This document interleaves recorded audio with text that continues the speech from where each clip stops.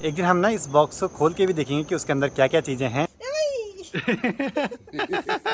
तो उसमें हमको किराया पड़ता था 1 या 2 रुपये, और वो भी नहीं रहते थे कि हमारे पास। अभी 20 की स्पीड पे है, 20 से आगे तो नहीं गई।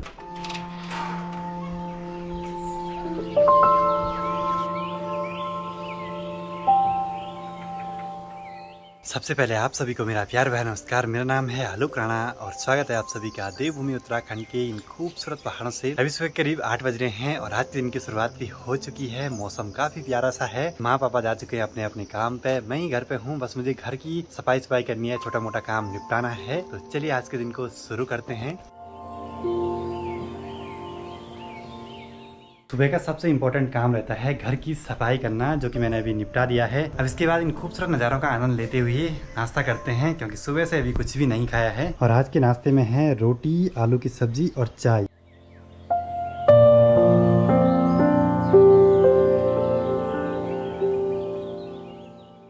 कल हमारे पास देवरियाताल विकास महोत्सव की तरफ से एक इनविटेशन लेटर आया है, और ये इनविटेशन है देवरियाताल मेले का। श्री कृष्ण जन्माष्टमी के दिन देवरियाताल में भव्य मेले का आयोजन किया जाता है, जिसका इनविटेशन आया था हमारे पास। और ये है 19 अगस्त को।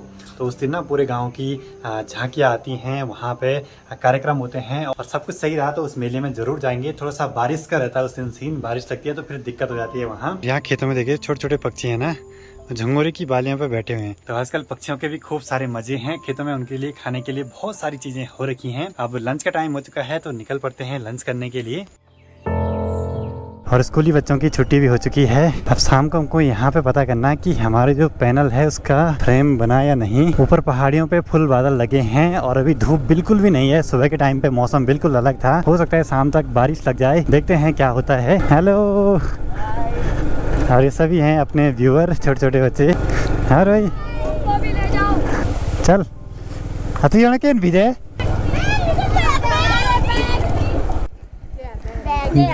बाबा तो चले जी, छोटे बच्चों के बैग रख दिए हैं बाइक में, और पीछे मेरे साथ है आदि, और ये जाएंगे फापन गांव तक। चलो जी, छोटे बच्चों की हेल्प भी होगी। और स्कूल टाइम में ना यही रहता था कि कौन हमारे बैग ले जाए, कौन हमको भी अपनी गाड़ी में लिफ्ट दे दे। और कई बार ना हम बस से भी आते थे।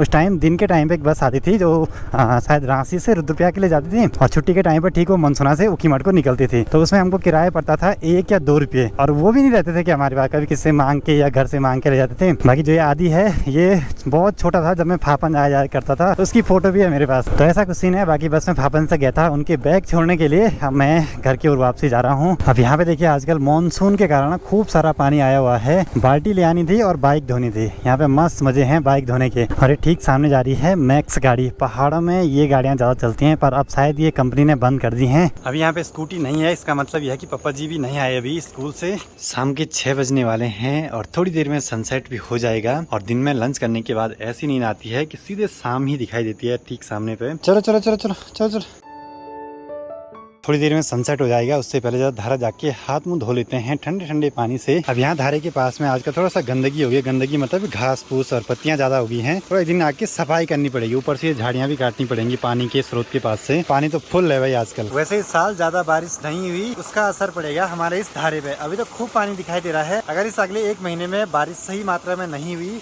तो ये वाला जो पानी का स्रोत है ना, वो अगले साल गर्मियों में जल्दी सूखने की कगार पे आ जाएगा। मतलब पानी बहुत ही कम हो जाएगा। खैर आज तक कभी ऐसे हुआ नहीं कि पानी इसमें पूरा सूखा हो। पिछली वीडियो पे कमेंट आया था कि क्या आपके गांव में जो जेंट्स हैं वो काम नहीं करते हैं क्या? वहाँ पे तो सिर्फ महिलाएं थी काम करती हुई। जी नहीं, ऐसा नहीं है, वहाँ पे जेंट्स भी काम कर रहे थे। बाकी ये वाले काम किसी से जबरदस्ती नहीं करवाए जाते हैं, सब अपनी स्वेच्छा से करते हैं। घर के काम के साथ साथ महिलाएं कुछ पैसे भी कमा लें तो उससे उनका भी खर्चा निकल जाता है। और ज्यादातर जो जेंट्स है ना हमारे गाँव में काम के लिए घर से बाहर रहते हैं। एक कमेंट्स और आता है कि भाई आप तो स्वर्ग में रहते हैं। तो जी हाँ, हम भी अपने को बहुत लकी मानते हैं कि हम देवभूमि उत्तराखंड से हैं, और उत्तराखंड में वो भी पहाड़ों से, इन खूबसूरत पहाड़ों से। अब मैंने ये कहा ना कि हमारे पहाड़ों से लोग शहरों की ओर रहते हैं, बाहर रहते हैं जॉब से, और उनको पता है गाँव की याद आती है। जब वो हमारे ब्लॉग्स देखते हैं ना, उनकी यादें ताज़ा हो जाती हैं, उनको भी एहसास होता है कि हम भी अपने ही गांव में हैं। डेली उनको गांव से अपडेट मिलती रहती है, क्या चल रहा है, कैसा है माहौल आजकल। वो भी खुश हो जाते हैं, बहुत सारे कमेंट्स आते हैं। तो थैंक यू सो मच जितने भी लोग बाहर रहते हैं और आपकी अगर यादें ताज़ा होती हैं गाँव की, तो इससे बड़ी बात मिले और क्या हो सकती है। और घर की छत पे ही हमारा ये लकड़ी वाला किचन है, अब तो इसको यूज़ करते ही नहीं है हम। बाकी यहाँ पे ना एक लकड़ी का बना हुआ कोठार भी है, बहुत पुराना।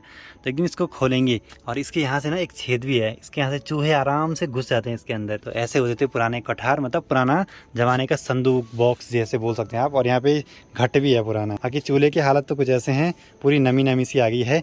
इसको भी रिपेयर करेंगे एक दिन हम ना। इस बॉक्स को खोल के भी देखेंगे कि उसके अंदर क्या क्या चीजें हैं, क्योंकि वो है मेरे दादाजी के टाइम का और दादाजी थे लकड़ी और पत्थरों के मिस्त्री। तो एक कमेंट आया था, भाई आप जॉब क्या करते हो? हाँ जी, मैं जॉब पहले करता था, अभी लगभग 1.5 साल से मैं फुल टाइम यूट्यूबर हूँ, ब्लॉगर हूँ। और मेरे चैनल पे आपको ट्रेवल ब्लॉग, मोटो ब्लॉग, पहाड़ी लाइफस्टाइल ब्लॉग ज्यादा देखने को मिलते हैं, जो कि आपको पसंद भी आते हैं। तैयारी हो चुकी है अभी नए घर पे जाने की, और सर्दियाँ स्टार्ट होंगी ना जैसी, तो एक दिन हम इस घर पे भी जरूर रहेंगे, मतलब कोशिश करेंगे सर्दियों में यहाँ रहने की भी। और माँ कहीं से आरू ले आई थी, तो आरू खाते हैं एक बार। आरू के बाहर से तो काला काला हो रखा, लेकिन कोई पक्के पक्के से आरू छोटे छोटे खाते हैं हम। छोटा है पर पका हुआ है। और नई वाले घर पे जो ताई जी हैं पड़ोस पे, उन्होंने दिए आरू।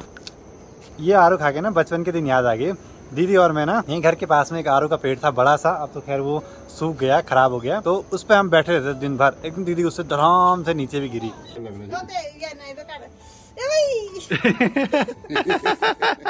माँ के हाथ पर नाली का धागा बांध रखा था ना, तो आजकल भीग रहा है, तो उससे सफेद सफेद सा हो रहा है हाथ पे।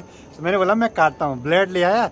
अब ब्लेड से काटते माँ के हाथ की नस दिखने लगी। अब माँ डर गई। और पापा जी की स्कूटी से कुछ शिकायत है कि ये चढ़ाई पे चढ़ नहीं रही। थोड़ी देर में इसकी टेस्ट राइड देते हैं। और ये जो पूरा नाली का पानी रोड में आता है ना, फिर रोड की जो पेंटिंग है वो उखड़ जाती है। पहले ही पेंटिंग यहाँ बिल्कुल पतली सी डाली रहती है, रोड खराब तो होगी ऐसे में। और इस साइड का माहौल देखिए, अभी जो बादल हैं वो ऑरेंज कलर के हो चुके हैं, और सामने से काले काले बादल भी हैं।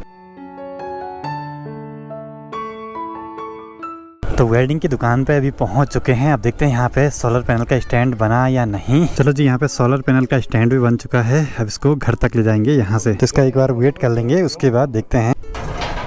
तो ये निकला 13 किलो 300 ग्राम। तो अभी हमको ये घर भी ले जाना है। अब एक बार जरा स्कूटी की टेस्ट राइड ले लेते हैं कि ये चढ़ क्यों नहीं रही चढ़ाई पे। तो स्कूटी को लेके निकल पड़ते हैं गेट की रोड पे, क्योंकि वहाँ है बहुत खतरनाक वाली चढ़ाई। अगर वहाँ चढ़ गई तो कोई दिक्कत नहीं है, अगर नहीं चढ़ी तो दिखाना पड़ेगा इसको। अब वैसे भी हम 110 सीसी की स्कूटी से क्या उम्मीद कर सकते हैं पिकअप के मामले में। अभी 20 की स्पीड पे है, 20 से आगे तो नहीं गई, फुल थ्रॉटल दे रखा है मैंने। और ठीक सामने चौखंबा पर्वत भी अभी दिखाई दे रहा है, उससे धीरे धीरे बादल छंटते जा रहे हैं। 21-22 के आसपास है स्पीड अभी स्कूटी की। अब मेन चढ़ाई तो समाप्त हो चुकी है, अब वापसी जाना है हमें। ज़्यादा कुछ दिक्कत तो नहीं है, मुझे लग रहा है पीछे के टायर में हवा कम थी ना, इसलिए नहीं चढ़ी होगी कहीं पे। बाकी स्कूटी तो अभी सही चल रही है। देखते हैं, कुछ टाइम तक रखेंगे इस स्कूटी को अपने पास, उसके बाद हो सकता है नहीं ले आए। तो जो स्टैंड है वो घर तक पहुंच चुका है, बस मेरी बॉडी पे ऐसे लिपटा हुआ है, ये देखिए।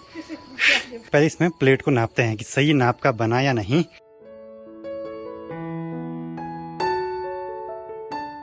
तो चलिए जी, जो ये वाला काम था वो भी अच्छे से निपट गया है। जो स्टैंड है ना वो बढ़िया बना हुआ, सोलर पैनल से फिट आ रहा है। कल इसके लिए वायर भी ले आनी है, स्टैंड पे पेंट भी करना है, सारे काम निपटाने हैं।